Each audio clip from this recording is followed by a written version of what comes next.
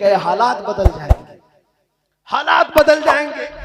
जितने भौंकने वाले हैं उनके मुंह पर रस्सी लग जाएगी, जितने दंदनाते हुए जालिम कुत्ते हैं सब पर लगाम लग जाएगी। बस इन कुत्तों को इसलिए आजाद छोड़ा गया है। आपको पता है बगदाद में ततारियों ने हमला करके पूरे बगदाद को तबाह कर डाला था, तोड़ दिया था, मुसलमानों की खोपड़ी से मीनार बना दिया था। किसी को अगर कलमा पढ़ते देखते तो मारते थे ततारी। एक दिन वीरान बगदाद है, सुना सुना है, कुछ नहीं है। ततारियों की फौज के साथ ततारी बादशाह की बेटी सैर के लिए निकली है तो अचानक शाम के वक्त अजान की आवाज आती है। अजान की आवाज आती है, वो खड़ी हो गई, कहा हमने तो यहां सरों का अंबार लगा दिया और मुसलमान कोई नाम से बचा भी नहीं, यह अजान की आवाज कहां से। उसने रुक करके कहा कि देखो कहां से। जाकर देखा गया तो एक बूढ़ा शख्स है जो अजान दे रहा है।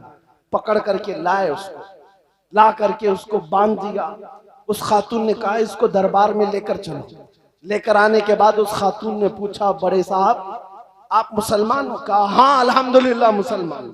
कहा पूरा बगदाद खत्म कर दिया है हमने, पता है मैं किसकी बेटी हूँ? बादशाह की बेटी हूँ। हमारी फौज ने तुम्हारे छींतरे उड़ा दिए। हिम्मत कैसी होती है अभी अजान देने की? उस बाबा ने कहा हिम्मत तो आखिरी सांस तक रहेगी, इसलिए कि मरना भी इसी नाम पर है, मरना भी इसी नाम पर है, वो अल्लाह है। उस लड़की ने मजाक उड़ाते हुए कहा अच्छा इसका मतलब क्या है, आप अजान देते हो? बूढ़े मियाँ ने कहा अल्लाहु अकबर, अल्लाहु अकबर, इसका मतलब अल्लाह सबसे बड़ा है, अल्लाह सबसे बड़ा है। मजाक उड़ाने लग गई। कहा बाबा जिसको तुम सबसे बड़ा कहते हो उसने तो तुमको इस तरह मरते हुए छोड़ दिया। कहाँ है तुम्हारा खुदा, कहाँ है तुम्हारा खुदा? तुम्हारे तो सब अल्लाहु अकबर कहने वाले कत्ल हो गए, मर गए। आज तुम्हें भी ये कहा जा रहा है तुम बहुत अल्लाह अल्लाह करते थे, देखो आज तुम्हारे साथ क्या हो रहा है। मायूस होने की बात नहीं। उस बूढ़े साहब ने कहा, हंस करके कहा कि बात सही कहती हो तुम, अगर ये पूछ रही हो वो कहाँ है, अल्लाह अल्लाह है, मदद भी करता है।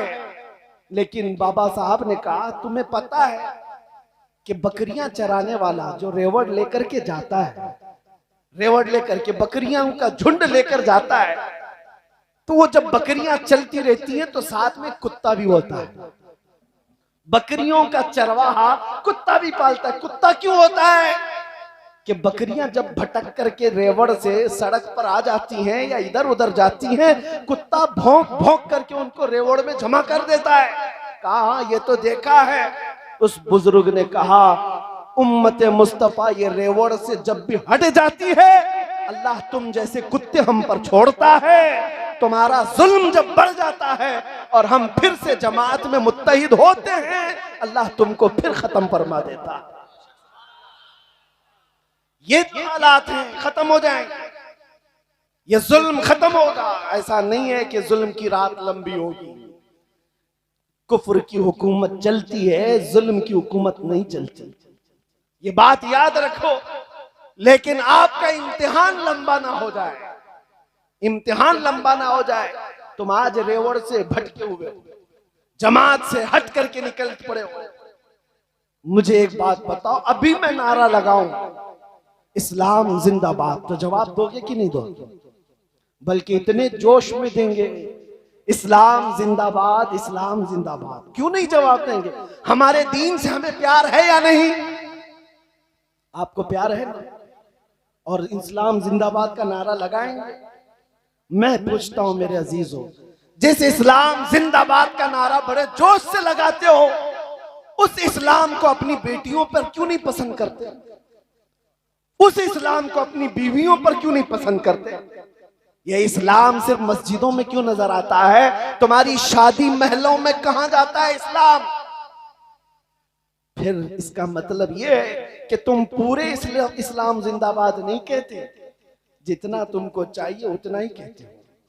अगर इस्लाम से प्यार है तुम्हारे बेटे पर भी तुम्हें इस्लाम अच्छा लगना चाहिए। बेटा बहू बेटी बीवी बात की बात है, तुम अपना चेहरा पकड़ करके देख लो कि तुमको भी इस्लाम कहाँ है, तुम पर भी इस्लाम है या नहीं।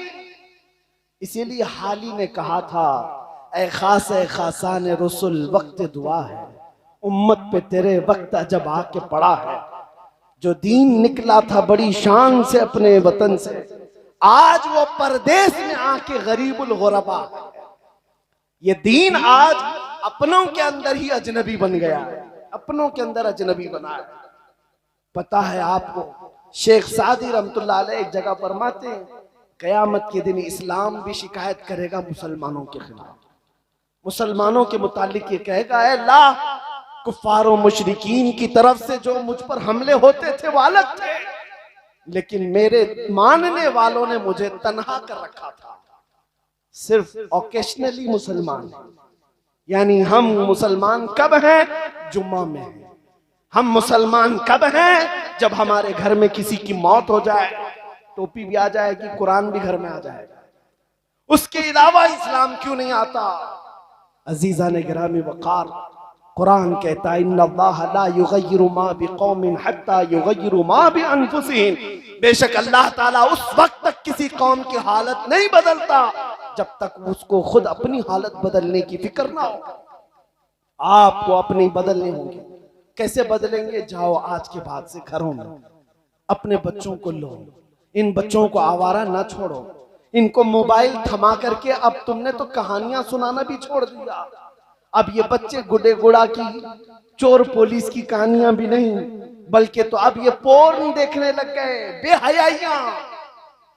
और सच फरमाया था मुखबिर सादिक सल्लल्लाहु तआला अलैहि वसल्लम ने, हदीस पाक है किताबुल मलाहिम में, मेरे आका फरमाए कयामत के करीब एक जमाना ऐसा होगा कि बच्चे जवान लगेंगे और जवान बूढ़े लगेंगे। बच्चे, छोटे बच्चे जवान बनेंगे और जवान बूढ़े नजर आएंगे।